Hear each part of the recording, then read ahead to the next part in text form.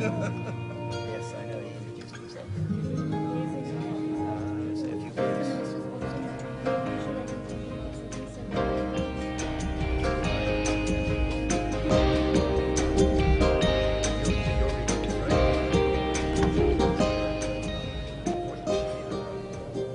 We'll start in like 1 minute. And do we have a Could you road? find out where Shamila is? Do we have a roving Yeah, that's great.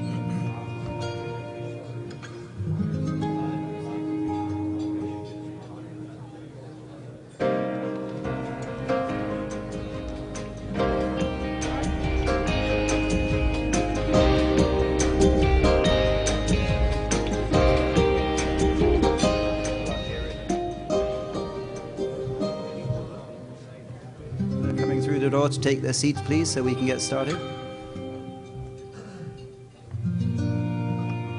Good afternoon. Bonjour. Assalamu alaikum. It's very nice to see everybody here today. There are many people from Pakistan, Canada, and India. Welcome.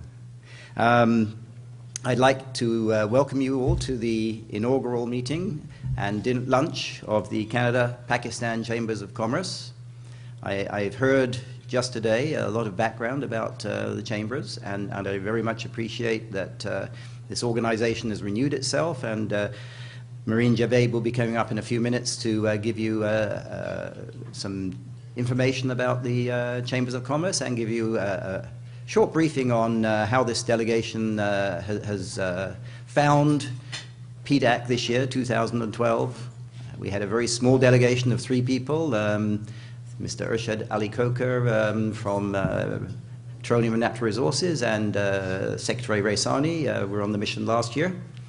Also Minister Mengel, who couldn't make it today. So the 3 of us were here, 4 of us, myself included, were here last year. This year, I'm not sure of the numbers. It's around 18, and I have to thank the Canadian International Development Agency, and I have to thank the World Bank, who sponsored the mission, and my department, Foreign Affairs and International Trade. So this is what made it happen. We couldn't have been without those organizations and their support and their funding. I'd like to mention that in addition to our ministers that are here, Minister Mambiwala for Investment and Minister of Petroleum and Natural Resources, Dr. Asim Hussain, are here. We also have our High Commissioner, Mr. Akbar Zeb, here. But we also have, I think, representatives from every province, and I'm not sure that our Sindh representative is actually here yet, but I hope she arrives soon. But we have representatives from Balochistan. If you could stand up and this is Secretary Raisani. We have a representative from Government of AJK. That's Mr. Farouk Ahmed Awan. Could you stand up, please?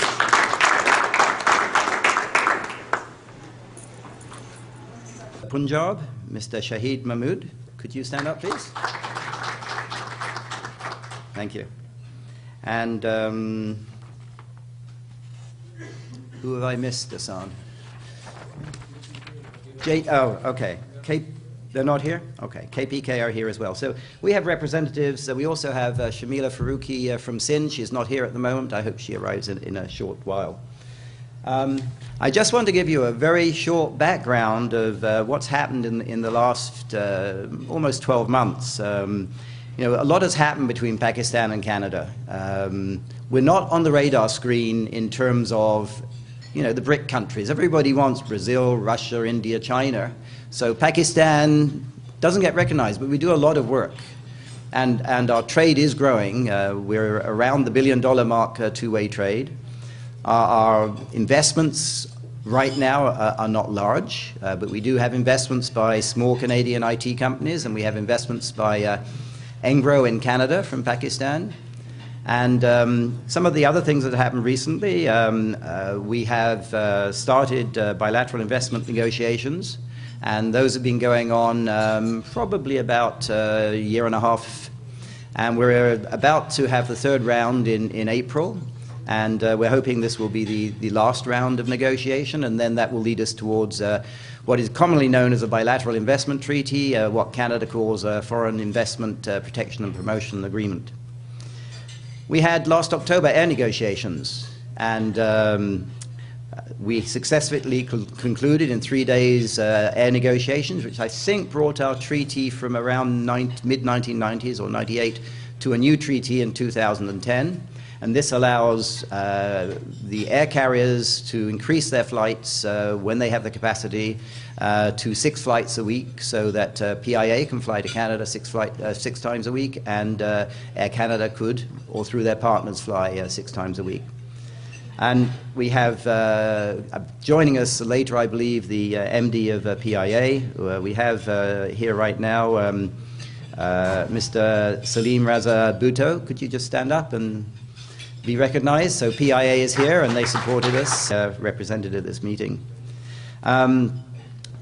We've been quite successful in introducing Canadian livestock to Pakistan over the last 3 or 4 years. The Army Remount Farm has taken what an association called CEMEX has, which is semen and embryos, and we now have a crossbreed of Canadian Pakistan cattle. They're larger, they're fitter, and they are helping Pakistan improve their herds. We have worked with RIM and BlackBerry through a number of discussions and negotiations with Pakistan, and we're concluding with that in the near future. And I can tell you that my office in Islamabad, supported by 6 locally engaged staff. One of them is here, and I'll recognize him, Hassan al-Haq. He's done a lot of work putting this mission together from the Pakistan side. And then I have 2 more staff in the Islamabad office, 2 in the Karachi office, and we also cover Afghanistan. It's actually a virtual team, so my 1 member of staff in Kabul is supported by my staff in Pakistan. Now, without any more ado, I would like to introduce Marine Javed. Marine has been extremely useful, very supportive, and has actually organized the Toronto end of this delegation. Without her, this would never have happened to the extent it has happened, and I'd like to introduce her, and I'd like her to come up and give us some information about who's here and what's been happening over the last few days. Marine. Thank you, Robert. Good afternoon, ladies and gentlemen. On behalf of the Canada-Pakistan Chamber of Commerce, I would like to welcome you all to the first official event hosted by CPCOC. I would also like to welcome Minister Salim Manviwala, Minister of State and Chairman, Board of Investment, Senator Asim Hussain, Minister of Petroleum and Natural Resource, Mr. Abdul Rahman Mengal, Minister of Mining, Balochistan, and Ms. Shamila Faruqi, Advisor to the Chief Minister of Sindh, and the entire Pakistan delegation. His Excellency Akbar Zaib, Dr. Shafiq Qadri, MPP from Etobicoke North and Parliamentary Assistant to the Minister of Government Services. It is my honor to host the largest mining delegation from Pakistan, representing a strong public and private sector. This is the first time in the history of Canada-Pakistan relations that such a high-powered delegation comprising of senior government officials and private sector participated in PDAC. This initiative is a joint effort by Ministry of Petroleum and Natural Resource, Board of Investment, and the Canadian High Commission, Islamabad. I would like to acknowledge the efforts of the Canadian High Commission in Islamabad, particularly Mr. Robert Webb, Senator Asim Hussain from Ministry of Petroleum, and Mr. Salim Manviwala from Board of Investment. CPCOC is a non-profit organization that has been established to promote trade and commerce between the 2 countries. A very special thanks to the people behind the scenes who worked tirelessly in putting together this event. Hassan Ahmed, Daniel Gato, AJ Chopra from Capitol Hill Group, Vlad Glebov, and many more who contributed in making this event possible today. The 18-member delegation, led jointly by Minister of Petroleum and Natural Resources, Senator Asim Hussain, and Minister Salim Manviwala, Minister of State, is a strong representation from the federal and the provincial governments. This is a very significant initiative that will go a long way in Canada-Pakistan bilateral relations. Canada has been a strong ally of Pakistan in times of need. Canadian government and people have always been with Pakistan during the earthquake and the devastating floods. Canada is a leading player in mining, energy, and agriculture. Pakistan, with its rich natural resources, can benefit from Canadian technology and expertise in these sectors. The Chamber is committed to enhance trade in these sectors by arranging B2B meetings on an institutional level. CPCOC has made an effort to organize an open forum to encourage a frank discussion. It is platforms like these that provide an opportunity to bring together stakeholders and key decision makers. The delegation arrived in Toronto on March 2nd. Several meetings were held between March 2nd and March 6th. The ministers also met with Barrick Gold. Barrick Gold expressed their appreciation of the open dialogue with the ministers and hoped that the meeting would result to further strengthen the dialogue in the coming weeks.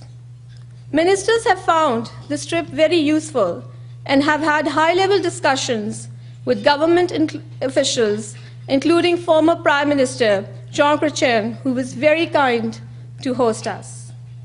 On an institutional level, successful meetings were conducted with World Bank. On the private sector, our friends from KPK and Balochistan found this trip to be an eye-opener. They had very successful interactions, and some of them were able to secure contracts in the areas of gemstone and other precious stones. CPCOC now has a presence in Toronto and Islamabad. Our offices are available to assist your company for any assistance you may require to understand the Pakistani market. Ladies and gentlemen, this delegation is just the beginning of a strong relationship. We hope that this is a continuation of many successful joint ventures in the coming years. Thank you.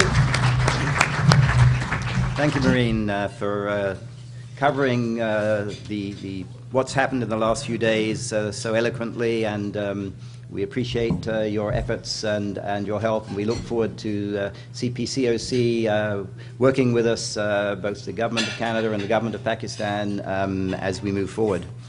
I'd like to introduce now our High Commissioner for Pakistan from Ottawa, who's been so kind as to come down here and join us. I'd like His Excellency Akbar Zeb to come and say a few words. Thank you.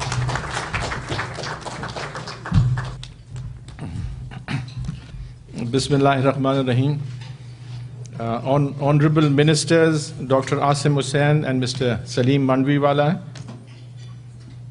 distinguished members of the Pakistan delegation, Ms. Mehreen Javed, President of the Canada-Pakistan Chamber of Commerce, ladies and gentlemen, I do feel privileged to address today's meeting, which has been organized by the Canada-Pakistan Chamber of Commerce to honor our ministers and the Pakistan delegation. I must say that the strength of our delegation is a measure of the importance we attach both to Canada as well as to this important conference. We are indeed greatly privileged to welcome our distinguished delegation to Toronto. In today's world, a country's international business dealings are a measure of its prosperity and economic well-being. Indeed, the economic health of a country is directly proportional to its ability to take advantage of the international trading and business environment. Countries that are economically ascendant have learned to assess the opportunities in international finance, trade, banking, and investment. One of the greatest challenges before Pakistan today is to modernize its economy in line with global trends and aspirations. There is no doubt that we were among the first in the region to open our economy for a global interface, and it is indeed imperative for us to take full advantage of the opportunities now provided by the international markets in Asia, Europe, and Americas. Ladies and gentlemen, today our relations with Canada are as strong as ever, characterized by close cooperation, strategic understanding, and common values. This is a relationship of long standing which was established soon after our independence. Canada's traditional interest in Pakistan's development and progress is well known. Currently, Canada's assistance is oriented towards the education and health sectors and also towards gender, human rights, and governance issues. Bilateral trade has now crossed the $900 million mark. About 75% of our exports to Canada are textile-based. In recent years, we have made a case for a level playing field for our textile exports, which have been badly hit by the preferential treatment which Canada and other countries accord to the LDCs. Accordingly, we hope that the two countries can enter into negotiations on a preferential trading arrangement leading to a free trade agreement. Although the overall terms of Canadian investments in Pakistan are relatively small, a number of important Canadian companies have a presence in Pakistan, the most promising sector being oil and gas exploration. But the potential, I believe, is far greater.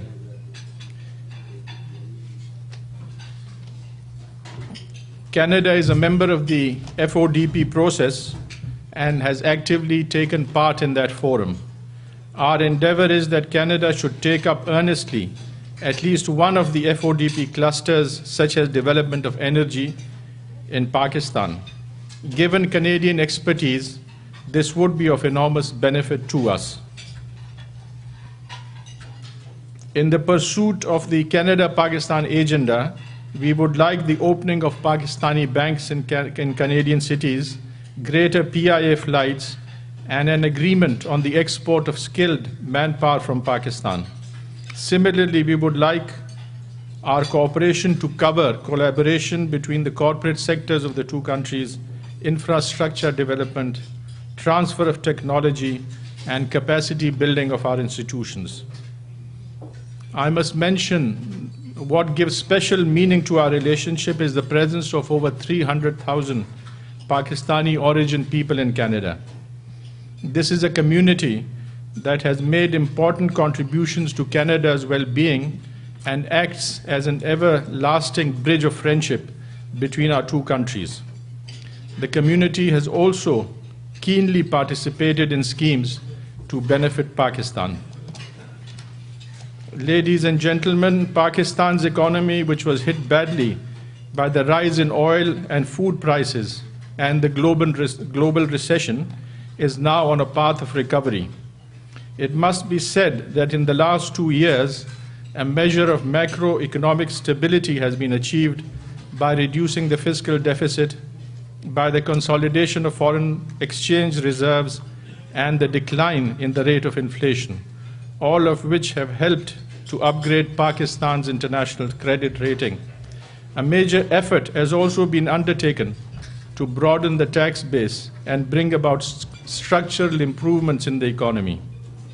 Today, despite our difficulties, we offer an attractive business environment on account of our geostrategic location, our vast market, a trained workforce, sound investment policies, and attractive financial markets.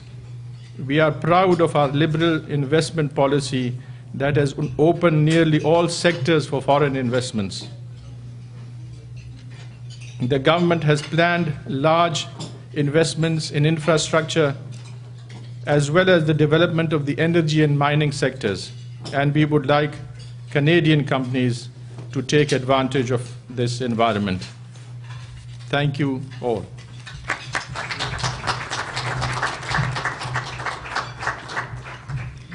Thank you, Your Excellency. I see I have a number of challenges ahead and not too long to finish those off in terms of all the things you would like to do with us. I think we've done a lot in my 2.5 years. We'll see what we can do in the next 6 months before I leave my posting.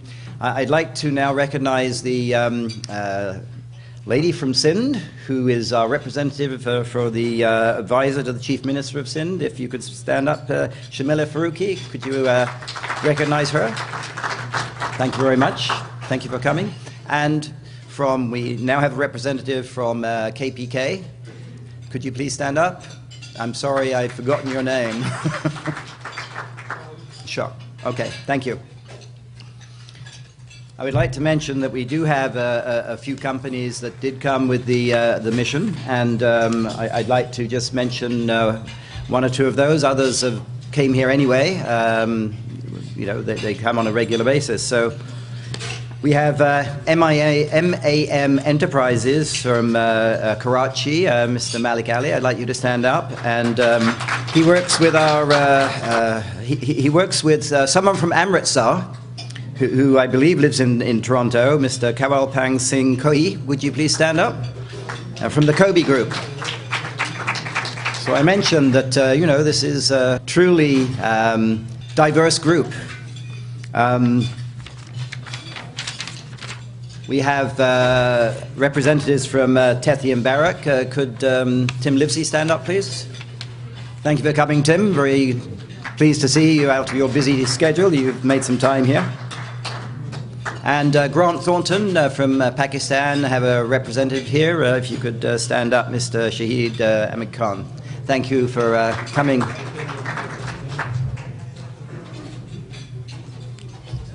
I'd like to now ask one or two speakers to speak from the Canadian side, from the Ontario government.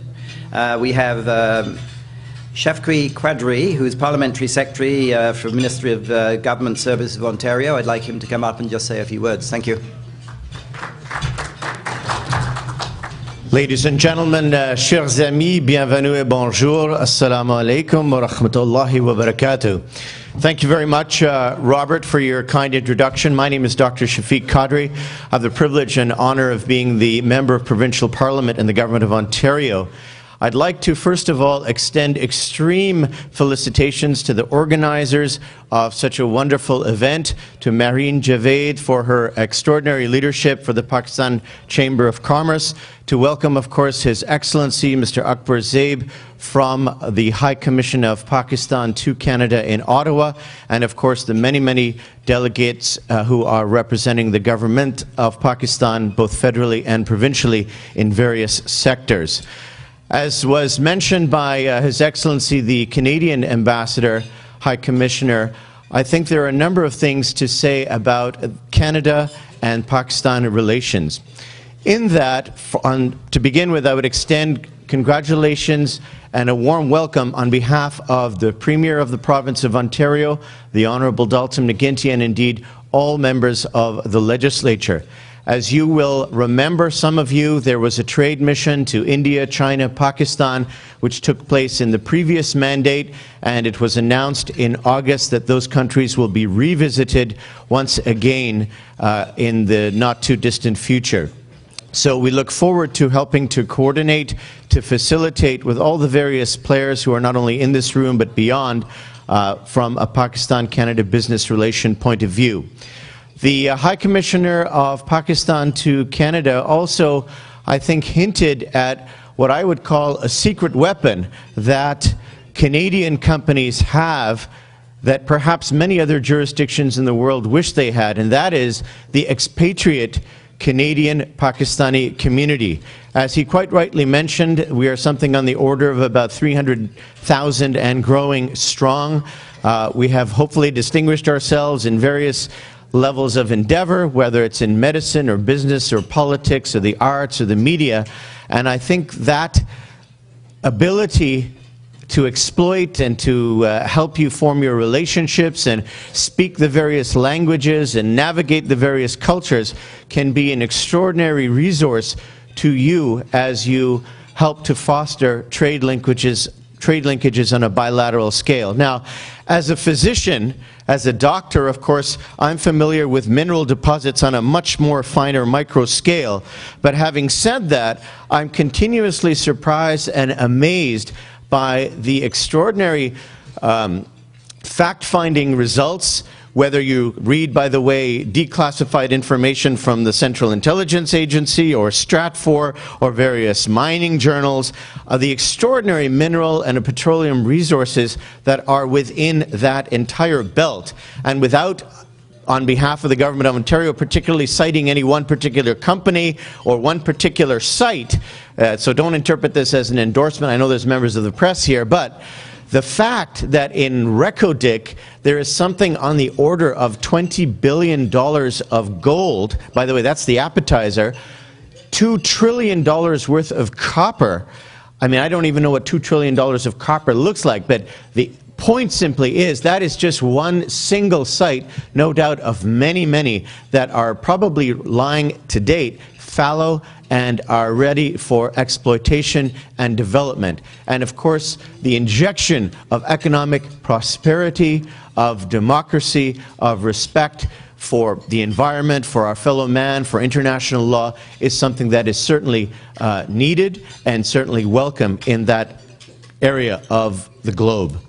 Now, with that, I would simply conclude, as I say, in my capacity, not only as a parliamentary capacity, but if I might actually add, in a personal capacity, don't always be overly swayed by the psychological or the psyops that you might encounter on the various news media. My flight to Pakistan is booked. That's in a personal capacity. We'll be spending an entire month during the summer. In August, no doubt I will be forced to shop excessively, eat very well, and avail myself of the extraordinary hospitality and warmth of the very, very generous people there.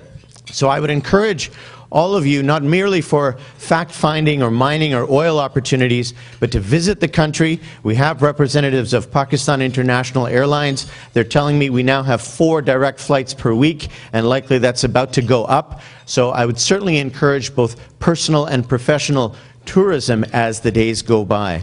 So with that, I would simply conclude to congratulate you, Marine Javed, for your extraordinary leadership today, to welcome the delegates from Pakistan, to encourage and re-enthuse those individuals who are on behalf of the Canadian companies that are looking to do business in the region. And with that, with your permission, avec votre permission, j'ai un petit cadeau pour nos ministres. I would like to invite Akbar Zaib and Ministers Mandviwala, Coker, and Asim Hussain to please accept a very small token of our appreciation on behalf of the Premier of the Province of Ontario and the government. Assalamu alaikum, bonjour, à la prochaine fois.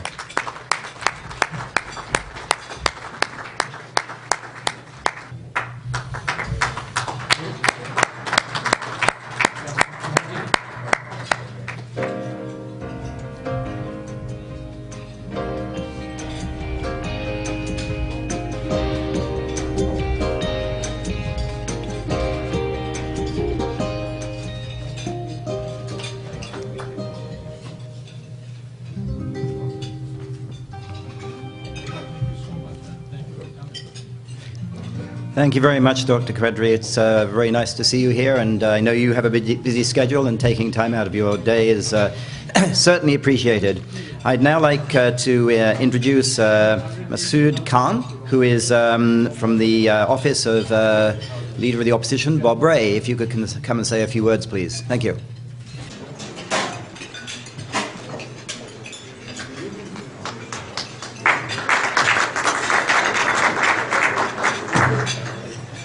Bismillah ar-Rahman ar-Rahim.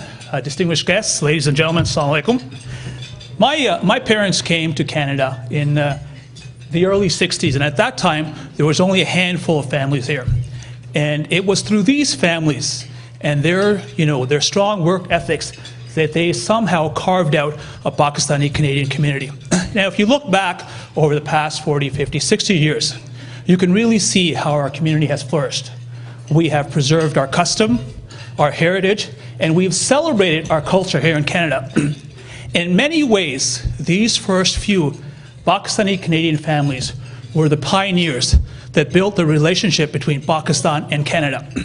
And so I'm especially proud today to be here with the Canada-Pakistan Chamber of Commerce and the delegates from Pakistan in strengthening those bonds. And I have no doubt that through functions like this, we will have an open exchange of ideas, exchange of knowledge, more progressive immigration policies, and of course, increased trades of goods and services. I am here on behalf of Mr. Bob Ray, and I have a message that I'd like to read. Now, the message is, it is an honor for me to send greetings to everyone attending this event held by the Canada-Pakistan Chamber of Commerce. I would like to thank the organizers and volunteers who have worked so hard to make this visit and today's gathering such a success. I would especially like to welcome the many government and business officials who have come from Pakistan, including Mr. Salim H. Manviwala, Minister of State and Chairman of Pakistan Board of Investment, who will be your keynote speaker this week. Best wishes to all, the Honorable Bob Ray. मुझे पूरी उम्मीद है कि आपकी मेहनत से, आपकी हिम्मत से और आपकी दुआओं से कनाडा और पाकिस्तान की रिश्तेदारी मजबूत रहेगी और मजबूत होती जाएगी इंशाल्लाह। अस्सलाम वालेकुम।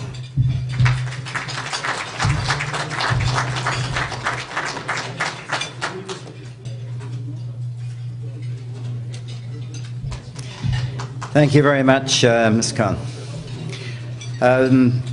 Before we get to the keynote speaker, which is today Minister of State, Chair, Board of Investment, I'd like to recognize one person, and I'd like him to just come to the microphone and say a few words, please. This is the Managing Director of PIA, Nadeem Kar Yousafzai. I believe he flew himself over here. I'm not sure, but perhaps you could just come and say a few words, sir.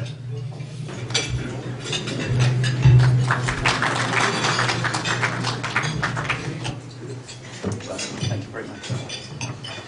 Good afternoon, ladies and gentlemen. I'm thankful to Mr. Robert and Chamber of Commerce of Canada for inviting us and giving us this platform and opportunity to introduce our country in this part of the world. I am not new in this part of the world. I have over 35 years of flying experience, and I'm basically a pilot. I fly 777, and Robert is right. I flew myself in, and I'm going to fly myself out also. We got 3 flights, and it's very important to have a communication between the 2 countries or anywhere if you have to do some business. And I'm very thankful to the Canadian government, and I think they have gone out of the way to help PIA, and particularly in granting 1 more flight, and we're going to have very soon 4 flights.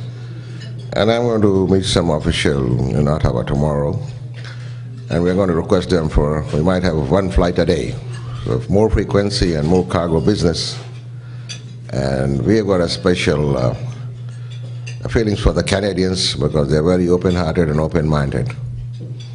So Robert just pulled me out to have a speech to you, and I also see my personal friend and Mr. Manviwala. He's working very hard to get some investment in Pakistan. I wish him good luck. And so the Dr. Assam. I believe they are looked after and with my airlines. Anything to do with the airline, we are there to help our community, our locals, and also the Canadians, Pakistanis, otherwise also.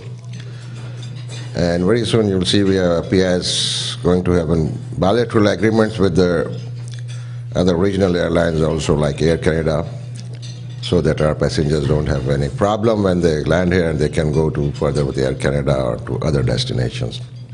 We'll keep you updated. And thank you very much for inviting me to this forum. God bless Pakistan and Canada. Thank you. Bye-bye. Thank you very much.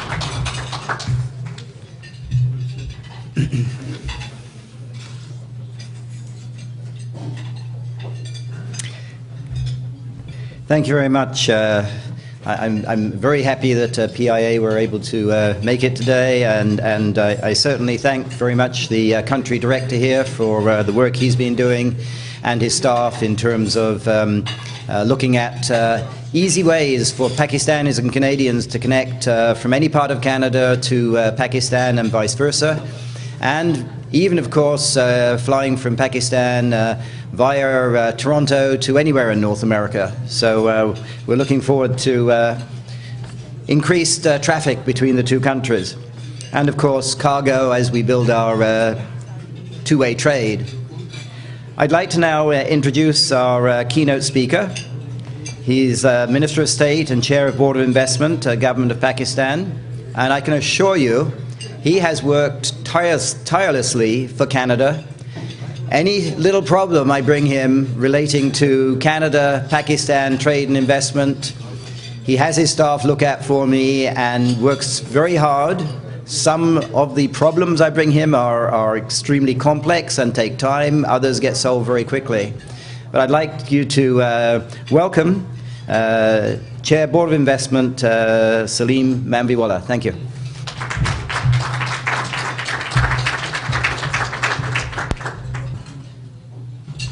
Bismillah ar-Rahman ar-Rahim. I want to start with Dr. Asim, our Federal Minister of Petroleum, our High Commissioner, Akbar Zaib, our ministers, our secretaries who are here, MD PIA who just spoke, who's a very dear friend of ours, Robert Webb, who has made this event happen and made it a reality. When we started talking about it, I was wondering if it will ever happen, Robert. But today it has happened. I am very happy. The delegates who joined us and the provinces which are here, I am really proud of them to come with us and to join us in this conference and this event. Ladies and gentlemen, Assalamu alaikum. It's indeed an honor for me to present at this August gathering and having the opportunity to talk and interact with you all. PDAC is a very important event which we should have started to attend and exhibit long time ago, but apparently it was overlooked by us and everybody else in Pakistan. This 4-day conference really opened our eyes and made us realize that how much potential Pakistan has to present in this conference and in this event. I'll come to some relationships of Pakistan and Canada. You have heard a lot from Robert and from our High Commissioner and others. But our relationship goes back 60 years, and we have 300 or more Pakistanis living in Canada, doing business, doing jobs, and a very important community of the Canadians.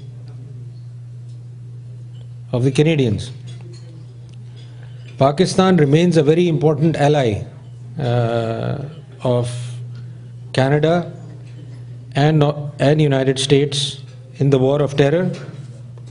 We continue to fight this war jointly for the world, which many people don't realize what we do every day and how many sacrifices we do every day to fight this war. In 2011, Pakistan and Canada bilateral trade, as Robert mentioned, exceeded 800 million and onwards crossed $900 million. We would like to see this trade crossing 2 billion. That would be my dream, and for that I think we have to work together jointly. On the energy sector, you will be surprised to know that Canada was the first country which developed and installed the first hydropower dam in Pakistan, which was called the Warsak Dam in 1960s. So Canada is not new to Pakistan, and Pakistan is not new to Canada. And in many other sectors, Canadian cooperation continues in oil and gas, and now of course we will excel in mining. Like Barrick Gold was mentioned, Barrick Gold has been in Pakistan for 6 years. And I feel after the success of Barrick Gold, other Canadian companies will follow and come to Pakistan. We have huge mineral deposits in copper and gold, in metallic minerals, in rare earth metals, and other gems and stones in Pakistan. Pakistan would like to see close relations in the fields of education, trade and economic, science, technology and telecommunication with Canada. Pakistan has keen interest, as I mentioned, in expanding trade, for which we will work together and increase as much as possible between the two countries. Among the ongoing projects, the discovery of coal deposits we have over 185 billion tons of reserves of Thar coal in the Thar district, which is something that a lot of countries are participating in, especially the Chinese, who have taken concessions in these coal development, and also looking at developing energy from coal. To meet the global challenges of competitiveness, the government of Pakistan has recently approved an incentive package of setting up special economic zones in the country, which will help foreign investors to come and invest in these zones, and will have very liberal rules of business in these zones. The foremost concern of the country is about the security and safety of its nationals. Unfortunately, the image of Pakistan in the foreign media is negative, and we face this problem every day of the negative perception in the media, which is partly true and partly not true. Many of the investors, like Barrick Gold and others, have never faced a security situation that I am aware of in Pakistan, and are doing business peacefully in Pakistan. Pakistan and Canada will need to make joint efforts to do more business together and jointly try more to bring companies to Pakistan and bring companies of Pakistan to Canada. The recently established Pakistan-Canada Chamber of Commerce is an initiative which will further promote trade and investment between the two countries, and I congratulate Mehreen Javed for taking this initiative and helping us to promote investment and trade between the two countries. Ladies and gentlemen, I sincerely hope that my dialogue will help you to understand both the countries and the relationship both the countries enjoy. Thank you very much. Long live Pakistan-Canada friendship.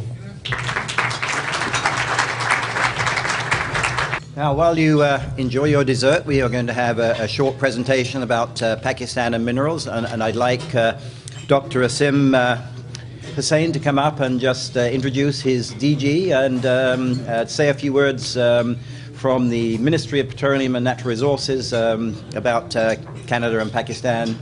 Ad lib, that's fine.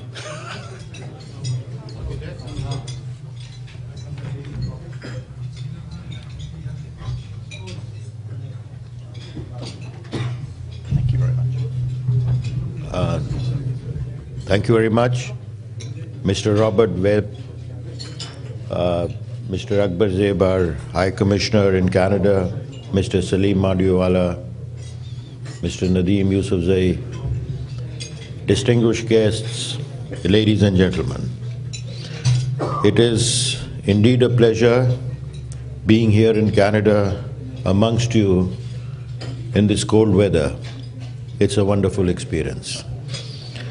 This is for the first time in the history of Pakistan that there has been such a large delegation in the mining sector into Canada.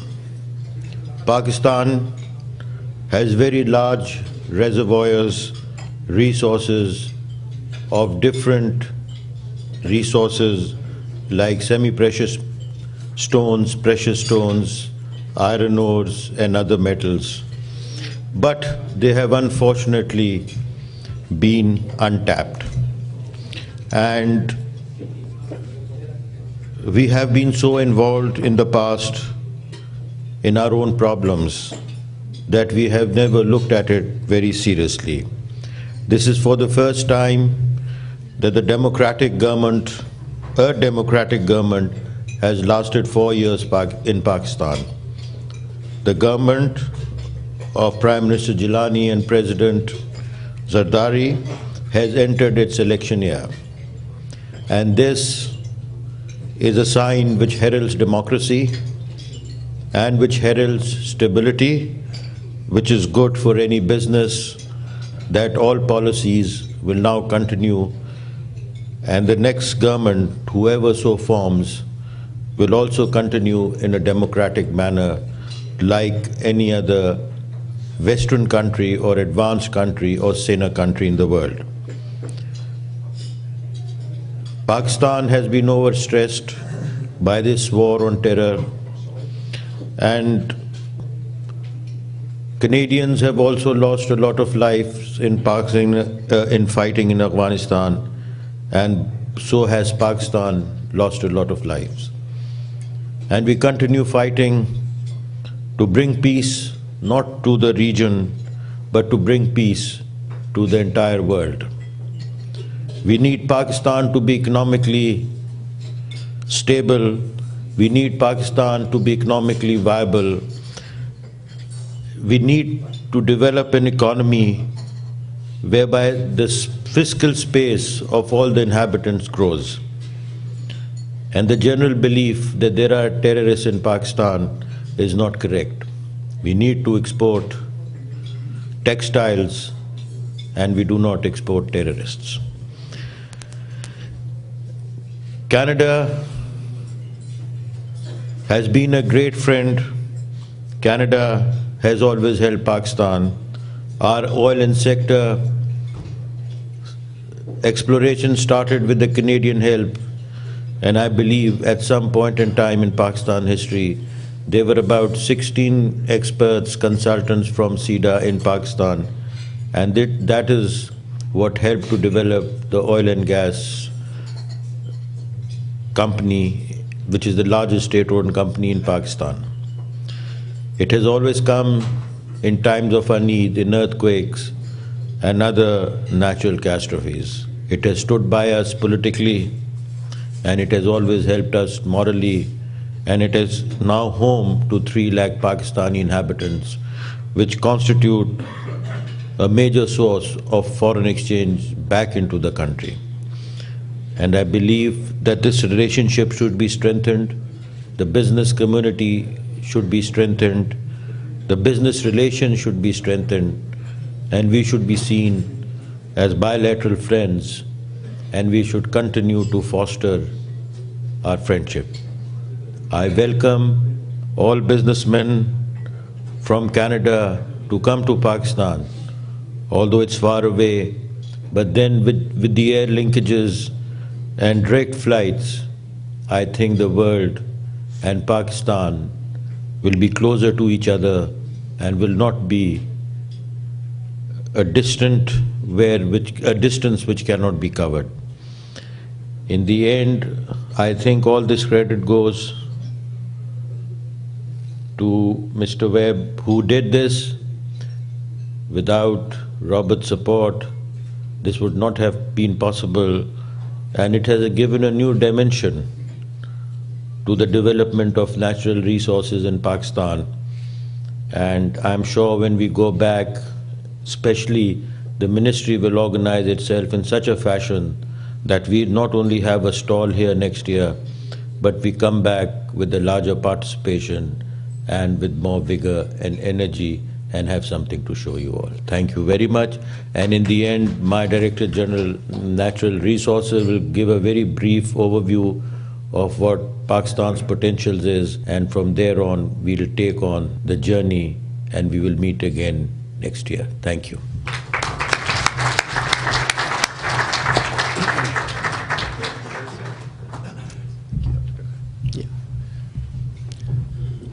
Good afternoon, ladies and gentlemen. This afternoon, we shall be having a brief overview of mineral sector of Pakistan in terms of what are our policies, what is our potential, and why one should invest in Pakistan. These would be the contents of this presentation, but we'll briefly look into the coming session of this presentation. First would be the economic indicators, and then the constitutional apportionment, national mineral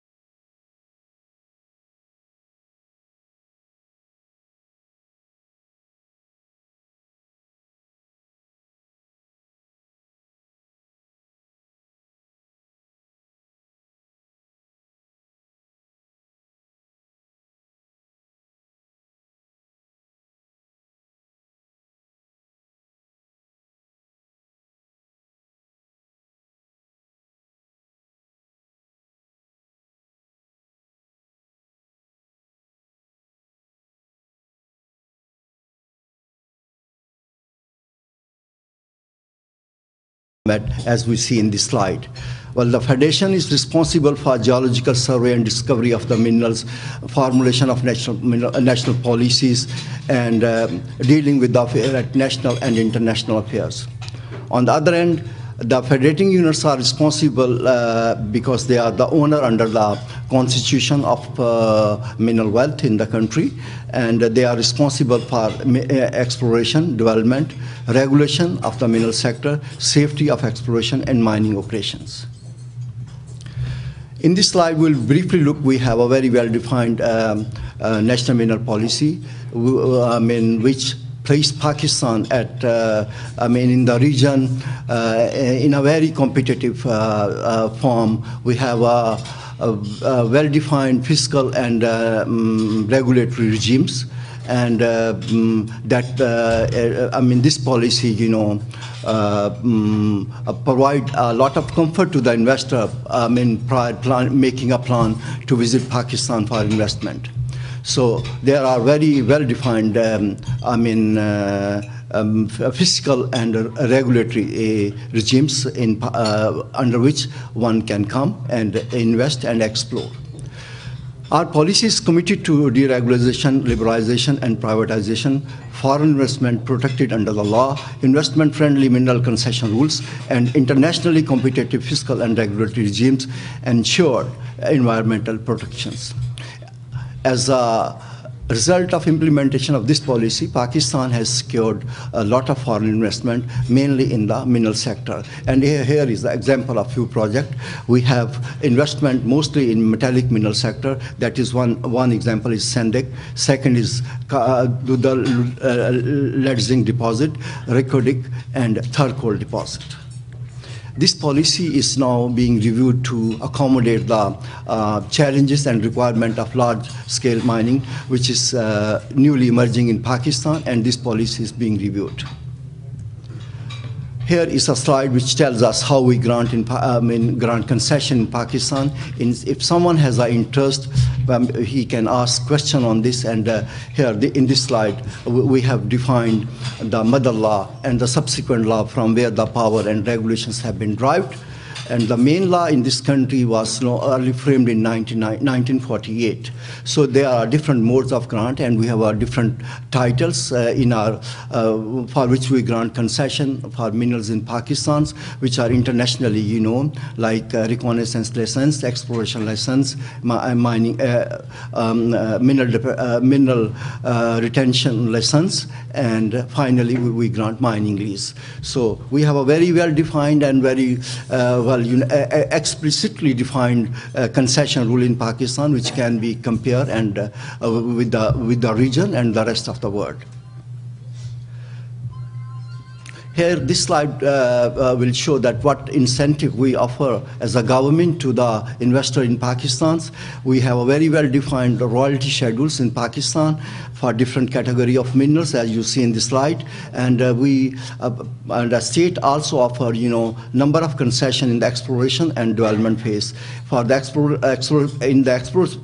exploration phase, the company or for example an investor hasn't have full exemption of duty and taxes. However, in the development phase, he has to pay 5% duty, which is also deferable for 5 years. So in this slide, though it's long and it's maybe looking very messy as well, but it was purposely made to tell that where we stand in terms of physical term. This will show the international competitiveness of Pakistan, and Pakistan fiscal regime is very progressive, as you see with the comparison of the developed and underdeveloped and the developing country of Pakistan. Here is a comparison of tax with the rest of the world. Well, this slide will tell you that Pakistan, and in the last column of this slide, you will find Pakistan is quite competitive with the rest of the world. Our taxes, our duties, and our like other levies are quite comparable and competitive with the rest of the world. Some who are interested in a geological setup in Pakistan, Pakistan has a very interesting geology, and mainly we have three principal belts. These are Eastern Seismic, Western Mobile, and Northern Consolidated Belt. Here is a map which shows the stratigraphic basins of Pakistan. We have principally 4 large basins of Pakistan, in which we can Pakistan divide into geological terms.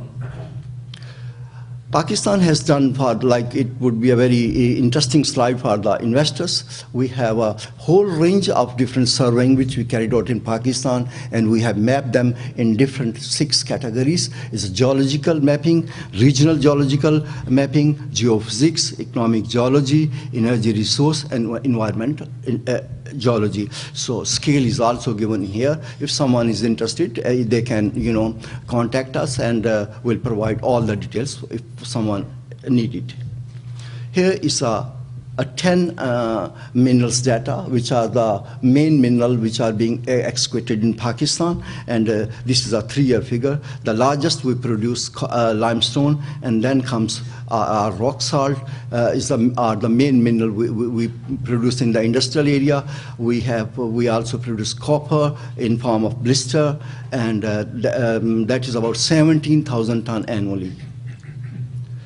Here is a slide which can tell you the total value in terms of Pakistan mineral products. Value of mineral products of Pakistan is 405. That was in 10 and 11 fiscal year, and country export 170 million ton. Imports 250. So further on, we shall be having going to look. As per international, we did many surveys with the help of collaboration with the other part of the world, and SIDA was also, by the way, one of them. In 60s, they helped us in defining these metallogenic zones of Pakistan. We have 11 famous metallogenic zones of in Pakistan, and their location is marked on the map. Next.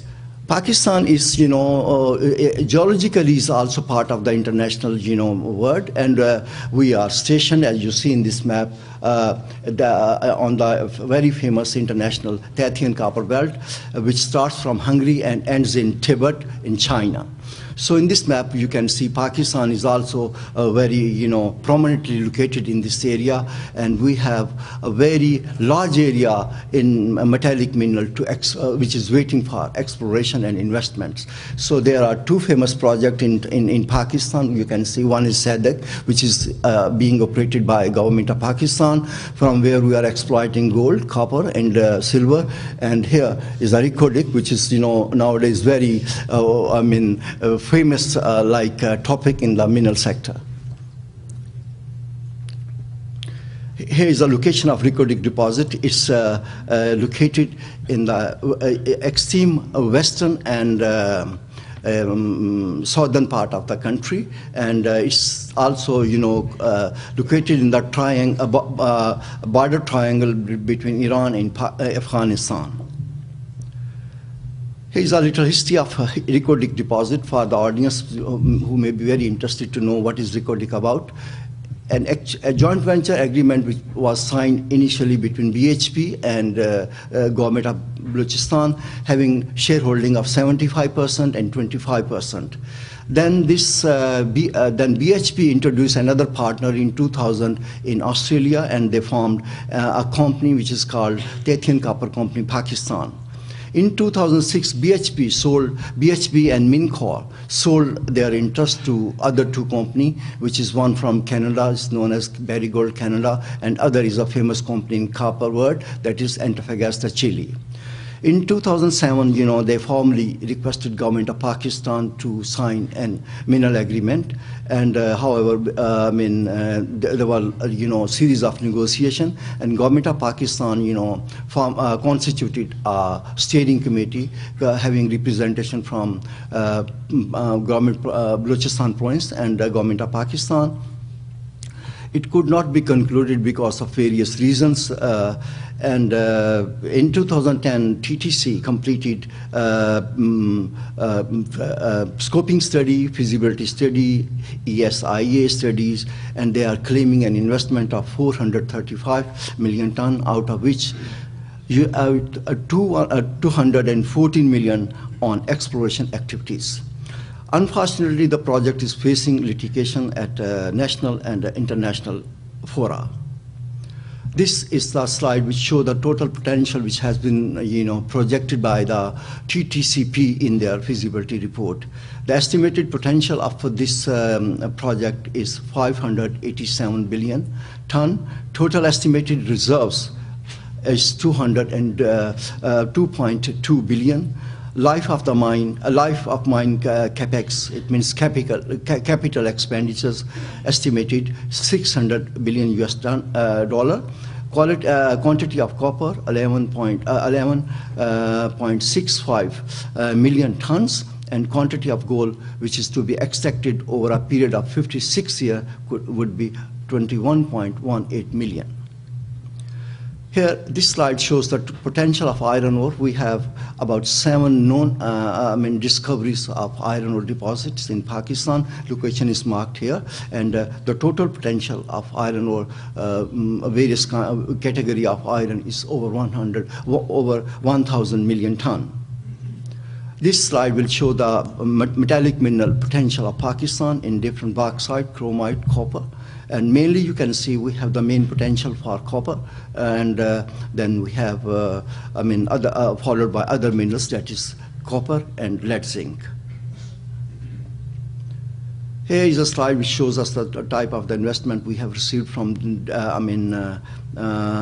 for different projects. I will briefly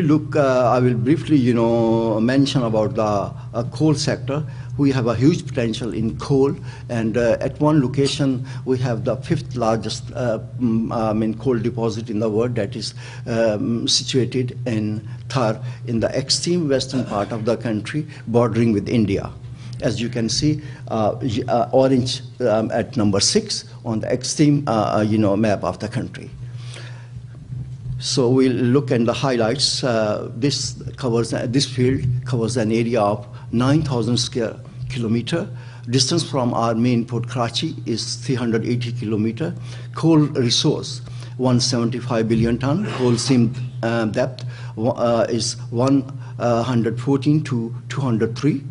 Coal category lignite, calorific value 5700 to 6300, and world ranking is 5th.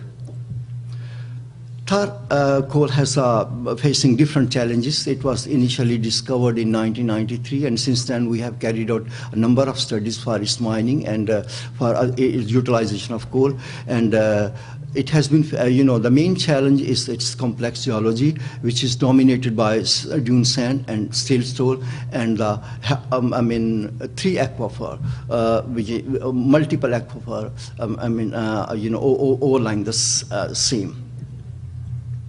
This is a view of the, this picture is from Thar coal field. That is how it's looked like. The Thar coal development plan of government Sindh, they have so far developed 10 blocks in this area with the help of the government of Pakistan, and 6 out of them have been allocated to different national and international companies for mining, power generation, and for other utilization like underground gasification. And remaining, area is still waiting for, investment from the different companies and different part of the world. For the ladies who are here in this convention, they must be very happy to know that Pakistan has 12 different categories of gemstone, and we have a world-class quality of emerald and ruby.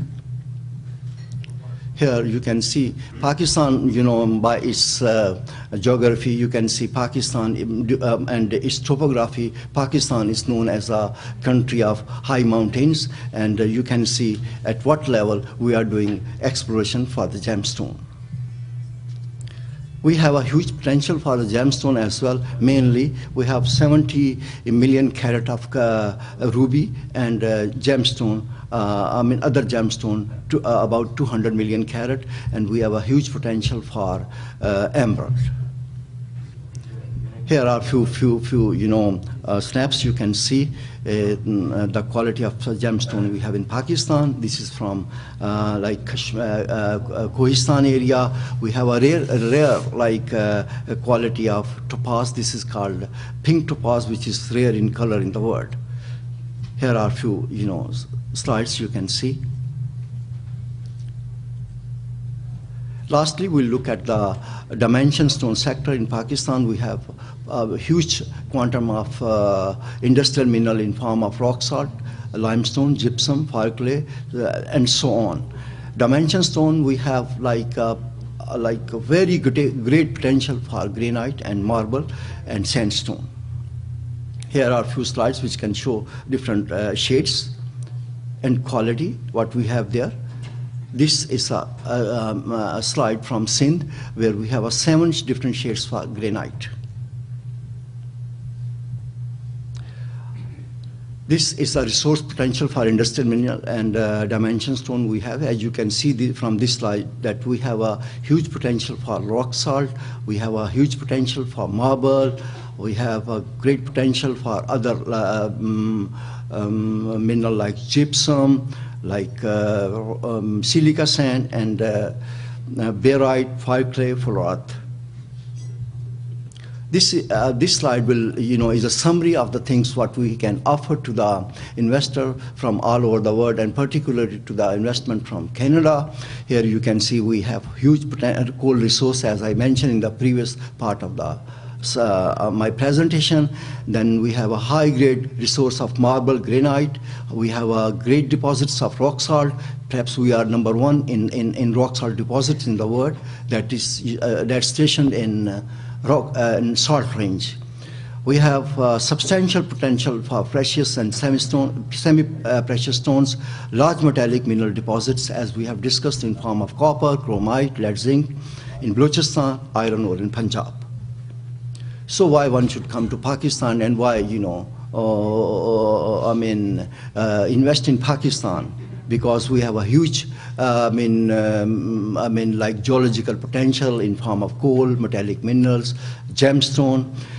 We are an investment-friendly country. We have a very competitive fiscal and regulatory regime in the whole region if we compare with our neighboring countries. And we have low taxes and cost. We have a very good infrastructure. So all these potential areas are, facilitated through, good infrastructure, excellent strategic position and market, since we are a neighbor of emerging two world industrial nation, that is China and Pakistan. Well, in the end, thank you for your patience. And should you have any questions, please, thank you.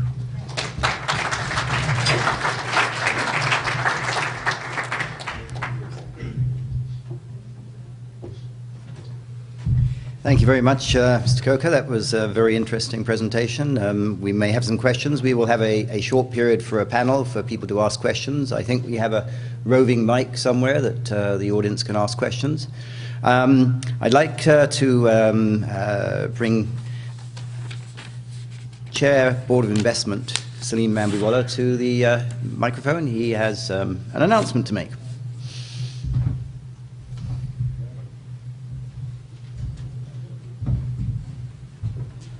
I forgot to mention, after talking to the MD PIA, we have concluded that there will be a facility of visa on arrival for the Canadians to come to Pakistan. So you can contact Board of Investment or PIA to just hop on the plane, and we'll take care of you when you land. Thank you. Well, that's good news indeed. Thank you. I know you have upgraded your computer systems, and we look forward to having a modern Board of Investment with modern computer systems, maybe even one from Canada. Should we invite the panelists up now? If we could get Dr. Asim, and so I'd like to thank all the speakers today for their very, very erudite presentations and the information they have provided to us. And this is your chance to ask questions of the audience, from the audience to our panel. I will say right up front that there's very little we can say about Rikodik. It's sub judice. I've answered questions to the media. We, as Government of Canada and Government of Pakistan, are working hard together to try and resolve the situation. And we, as Government of Canada, have consistently said to Pakistan, we just want the company treated fairly under the laws of Pakistan. And pretty much all I'm going to say about it today. So you have questions, unlikely to be answered, but happy to have questions in just about every other area. So, Maureen, do we have the mic out there, or? No. No. All right, so anyone that wishes to ask a question, could you come forward, and we will try and... PIA MD, you wanted to ask a question? I don't have a question, I just want to... Please go ahead. Yes,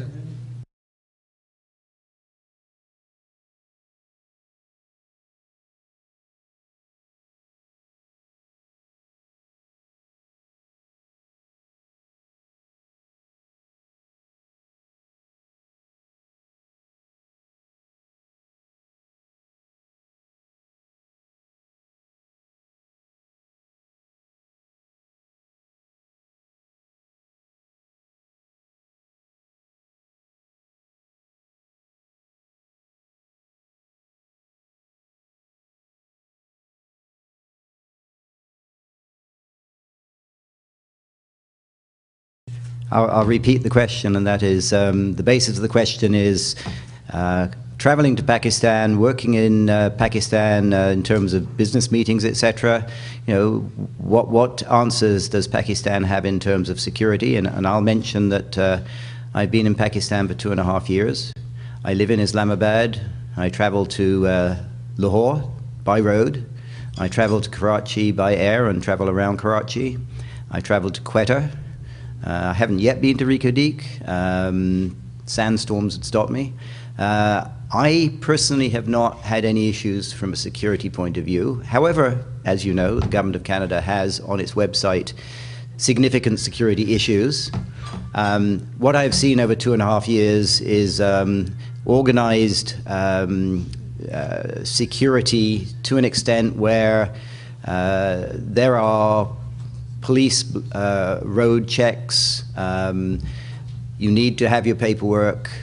As far as people who want to do bad things to us, from what I've seen in Islamabad, they get stopped at the peripheral areas, and if they don't, very few actually get through there. Then they somehow, the Pakistan security authorities do manage to stop problems occurring. It's been a while since we've had problems. We had, obviously, back in 2008, the Marriott bombing, and then I think the World Food Program had a terrorist go over the wall and with a backpack. And there have been a few things, and of course, Pakistan has suffered related to the certainly the military installations and police installations. And definitely, there are places you would not go, and we would absolutely not want you to go. Certainly, the border areas of Afghanistan can be a problem. But there's some very nice tourist areas in Pakistan as well. If you go up, as I haven't been yet, due to weather conditions, Gilgit-Baltistan and up into the northeast. If you've seen some of the old videos of the tourist treks up there, it's very nice to visit. And I know the Asia Foundation in Islamabad takes a number of my colleagues to these areas. So from living there in 2.5 years, I have not seen significant problems. However, there are definitely kidnapping problems. We have seen certainly a number of different countries have their nationals kidnapped. And you have to be cautious. And you have to watch what's going on. And we recommend, if you are there, to use hotel cars rather than the common taxi, and stay in hotels with good security. That's my view from a Canadian living there for 2.5 years. Would the panel like to, Dr. Asim?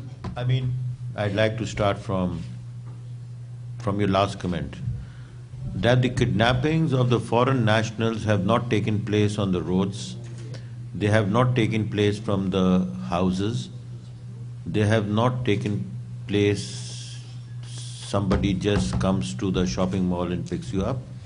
All the kidnappings of the foreign nationals have taken place where the people have ventured into those areas where we will also not go. They will go into remote areas, they will go into places where is no communication. Even people living in the country do not venture to those places. So there are certain places where one shouldn't go. We are aware of it because there is a fight going on in certain areas. We all recognize the fact that we are in a war on terror situation. So that's it, number one. Number two, as Robert Webb very rightly said, that he's been there for 2.5 years, and I'm sure he'd like to live in Pakistan longer also. And he plans to, I believe. And so that means the security, I mean, is good, and one-off movements do happen. I mean, they happen everywhere in the world. Maybe in England, if there are 2 in a year, maybe we have 10 in a year. But when peace and tranquility come to the region, we will be the most peaceful people in the region. And whenever there, for a businessman, as I am a businessman myself, you always move in when there is some problem in those areas where the business costs are lower. So I think that we should all go there, and it's not a problem of that magnitude. And what you see in the press is overrated. There was a woman, an MPA who won an election, and she just slapped once some polling officer about a month back. And the media had showed that she, they went on repeating it again and again and again. To me, it looked as if she had slapped her 20 times, although it was only one time. So she was debarred from holding elections. The ruling government, she was a member of the ruling, elected of the ruling party, and they cancelled her election, and she's debarred from contesting for the next 2 years, and they're going to fresh election take. These are all signs of improving a country's thinking and a country's philosophy, and I think this is the time to move in and do your business, and there's really nothing to worry. Thank you. I mean, I'll add to that you know, Pakistan has a reasonable financial system. You know, it has good banks. When 2008 recession occurred, Canadian banks and Pakistan banks did very well, and you know, we look to see more business between Pakistan and Canada, therefore more links between the banks. Yes, sir. I represent Agro Foods. We recently invested in Canada about 10 months ago. We invested several millions of dollars in Ontario specifically. Our journey has been very encouraging with the support of the Canadian government, and Robert, yourself, as I understand, have been instrumental in helping us, so thank you very much. We started off in May of 2011 with a staff of 5 people. We are now 13 people and growing strong. We are looking to expand further this year and next year. So we've had a very encouraging and positive start in Canada, and I would encourage everybody to continue this process because we see a lot of potential in Canada, and I think all of us are here to actually explore this potential. So that's the only comment I wanted to make. Thank you very much, and I have to say the Dawn Group have been very good to us. We appear in their education exhibitions every year now for the last 2 years, and we have more Pakistan students coming to Canada. We give a lot of work through our promotion of having Pakistan students coming to Canada to our immigration section. And the results are there, and if you look at the numbers which we've received from Statistics Canada recently, we absolutely do have a good potential in terms of increases every year, and it's continuing. And also Dawn had a very recent agriculture show, the first one I think, and down Karachi and up in Lahore. And we participated certainly in the Lahore agricultural exhibition, and we had a booth there, and I can tell you, unfortunately my agriculture officer couldn't make it, so I was there, and it was very, very busy. There's a lot of interest in doing business with Canada. Robert, we'll end it. Okay. Dawn Group from Pakistan, and we have been here supported by the government a lot in many projects which we have done on education, on immigration, and a lot of other things. We have done on agriculture also, and the government here has been very supportive, and so have been the private sector here. And now with the mining all coming up, whatever support as Dawn Media Group we can give you here, we are all there to support you. Wish you all the best of luck. That happens in Pakistan, because the more violence you show, the more rating you get. But I would also request Robert Webb that the Canadian travel advisory upper limit should be scaled down. We're very cautious people, I guess. Well, some of our guests have to get to the airport. It's been a very good couple of hours here. I think everyone's learned a lot. I encourage you to, you know, watch the websites of the Pakistan and Canadian governments for announcements, and certainly through the Chambers of Commerce, Canada-Pakistan Chambers of Commerce. Their new website is up now. So certainly we will try and make sure as much information as possible about this event and other Canada-Pakistan opportunities appear on the website. Thank you all very much for coming. Appreciate it, and we look forward to next year.